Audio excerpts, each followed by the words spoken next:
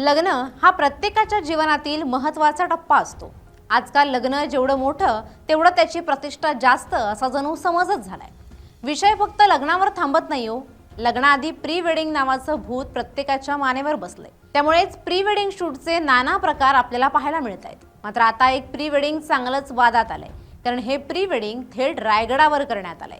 त्यामुळे चांगलाच वाद पेटलाय। यावरून आता शिवप्रेमी आणि नेतेही आक्रमक झालेत। हा नेमका प्रकार काय आहे? कुणी हा आगाऊपणा केलाय? प्रशासनानं त्यांना काय इशारा दिलाय? नेत्यांनी काय प्रतिक्रिया दिल्या आहेत? तसंच शिवप्रेमींच्या काय भावना आहेत याचा आढावा घेणारा हा व्हिडिओ आपण पाहूयात। नमस्कार, मी मृणाली पिळणकर। किल्ले रायगडच्या पवित्र शिवसमाधी परिसरात प्री वेडिंग शूटनं खळबळ माजली। या शूटचे व्हिडिओ समोर आल्यानंतर शिवप्रेमींमध्ये संतापाची लाट उसळली। शिवप्रेमींकडून थेट आंदोलनाचा इशारा देण्यात आलाय।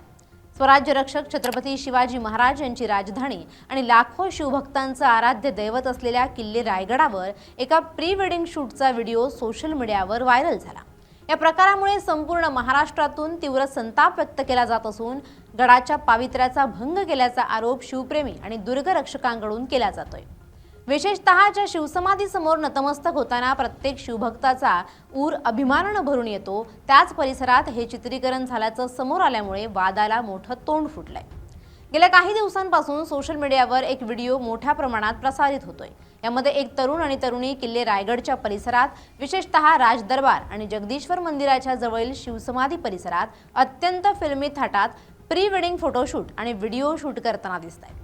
या व्हिडिओमध्ये गाणी, ड्रोनचा वापर आणि गडाच्या वास्तूंवर बसून दिलेली पोज यामुळे हा प्रकार केवळ पर्यटन नसून गडाच्या ऐतिहासिक महत्त्वाला हरताळ फासणारा असल्याची भावना दुर्ग अभ्यासकांनी व्यक्त केली आहे।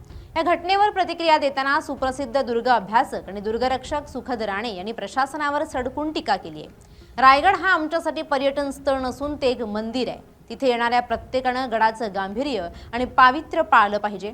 जर केंद्रीय पुरातत्व विभाग अशा कृत्यांना रोखू शकत नसेल तर त्यांनी तिथे सुरक्षा रक्षक कशासाठी ठेवले आहेत, असा सवाल त्यांनी उपस्थित केला।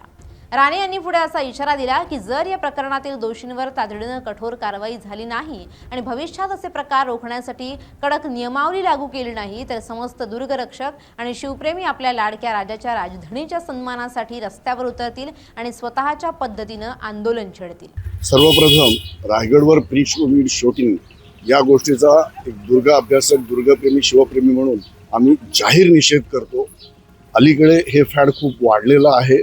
ऐतिहासिक वास्तूंचा प्री वेडिंग शूटसाठी उपयोग करायचा मुळात आमच्या संस्कृतीत नसलेल्या गोष्टींचा आम्ही समर्थन करतो, याचाच आम्ही मोठ्या प्रमाणात निषेध करतो। शिवप्रेमींनी ज्यावेळेस गडावर होणाऱ्या प्री वेडिंग शूटला विरोध करायला सुरुवात केली त्यावेळेला या नवीन पिढीतील तरुणांनी लग्नपत्रिका ठेवण्याचं निमित्त करून गडावर यायचं आणि येताना मात्र अगदी वेशभूषा वगैरे करून यायचं आणि आम्ही पत्रिका ठेवायला आलोय असं भासवायचं आणि त्याचं शूटिंग करायचं आणि ते नंतर प्री वेडिंग शूट म्हणून वापरायचं। अतिशय निंदनीय गोष्टी आहेत, त्यांचा आम्ही जाहीर निषेध करतो आणि जर तशीच वेळ आली तर आम्हाला गडांवर येऊन याच्यावर मोठं आंदोलन करावं लागेल। किल्ले रायगड हा केंद्रीय पुरातत्व विभागाच्या अखत्यारीत येतो। गडावर कोणत्याही प्रकारचे व्यावसायिक चित्रीकरण किंवा ड्रोन कॅमेरा वापरण्यासाठी पूर्व परवानगी आवश्यक असते। मग या जोडप्याला आणि त्यांच्या छायाचित्रकाराला ही परवानगी कोणी दिली की त्यांनी प्रशासकीय यंत्रणेच्या डोळ्यात धूळ फेकून हे चित्रीकरण केलंय, असे अनेक प्रश्न आता उपस्थित होत आहेत। गडावर सुरक्षा रक्षक असताना सुद्धा इतका वेळ हे चित्रीकरण कसं चाललं, यावरून सुरक्षेतील त्रुटी पुन्हा एकदा चव्हाट्यावर आल्यात। या प्रकरणाचे पडसाद राजकीय वर्तुळातही उमटलेत। रायगडचे खासदार सुनील तटकरे यांनी या घटनेची गंभीर दखल घेतली आहे। त्यांनी स्पष्ट केलंय की रायगडचं पावित्र्य राखणं ही केवळ भावना नसून ते आपलं कर्तव्य आहे। प्रशासनानं या प्रकरणाची सखोल चौकशी करून दोषींवर योग्य ती कारवाई करावी, अशा सूचना त्यांनी दिल्या आहेत। काही परिस्थितीत छत्रपती शिवरायांची राजधानी, हिंदवी स्वराज्याची राजधानी असलेल्या रायगड किल्ल्याचं ऐतिहासिक महत्त्व टिकवण्याची जबाबदारी प्रत्येक भारतीय नागरिकांची सुद्धा आहे। भारतीय पुरातत्व खात्याला सुद्धा आमच्याकडनं सूचना त्या ठिकाणी स्पष्टपणे दिल्या जातील की आपण त्या ऐतिहासिक वास्तूचं पावित्र्य जतन करण्याची भूमिका प्रत्येक शिवप्रेमी नागरिकांनी पुढच्या कालावधीमध्ये घेतली पाहिजे। जिल्हा प्रशासन आणि पुरातत्व विभाग आता या व्हिडिओमधील व्यक्तींची ओळख पटवून त्यांच्यावर कायदेशीर गुन्हा दाखल करणार का, याकडे सर्वांचं लक्ष लागलंय। हा व्हिडिओ व्हायरल झाल्यापासून फेसबुक, इंस्टाग्राम आणि एक्सवर नेटकऱ्यांनी या जोडप्याचा आणि संबंधित फोटोग्राफी टीमचा निषेध केलाय। किल्ले रायगड हे तुमच्या मनोरंजनाचं साधन नाही, इतिहासाचा सन्मान राखा अशा आशयाचे हॅशटॅग ट्रेंड होत आहेत. अनेकांनी अशा लोकांसाठी गडावर कायमस्वरूपी बंदी घालण्याची मागणी केली आहे. दुर्ग संवर्धकांकडून याबाबत काही कडक मागण्या करण्यात आल्या आहेत. त्यात गडावर येणाऱ्या पर्यटकांसाठी कडक आचारसंहिता लागू करावी, प्रवेशद्वारावरच कॅमेरे आणि ड्रोनची कडक तपासणी व्हावी, ऐतिहासिक वास्तूंच्या 50 मीटर परिसरात वैयक्तिक फोटोग्राफीवर मर्यादा असाव्यात, दोषी जोडपं आणि त्यांच्या कॅमेरामॅनवर दंडात्मक तसंच कायदेशीर कारवाई व्हावी. गडकिल्ले हे महाराष्ट्राचं वैभव आहेत.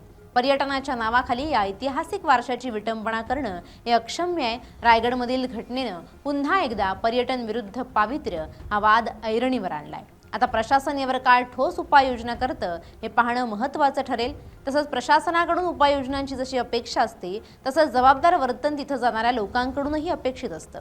नाहीतर पर्यटनाच्या नावाखाली गडकिल्ल्यांवर जायचं आणि कसंही बेताल वागायचं, कुठे काहीही करायचं हे या प्री वेडिंगवाल्या जमातीला कळलं पाहिजे. तुमचा बावळटपणा इतरांच्या भावना दुखावू शकतो याचं भान ठेवणं गरजेचं आहे.